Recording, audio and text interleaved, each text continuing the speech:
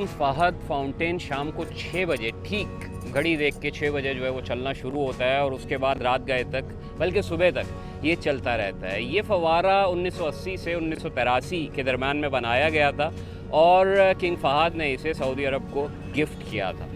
इस फव्वारे की ऊंचाई जो है वो तकरीबन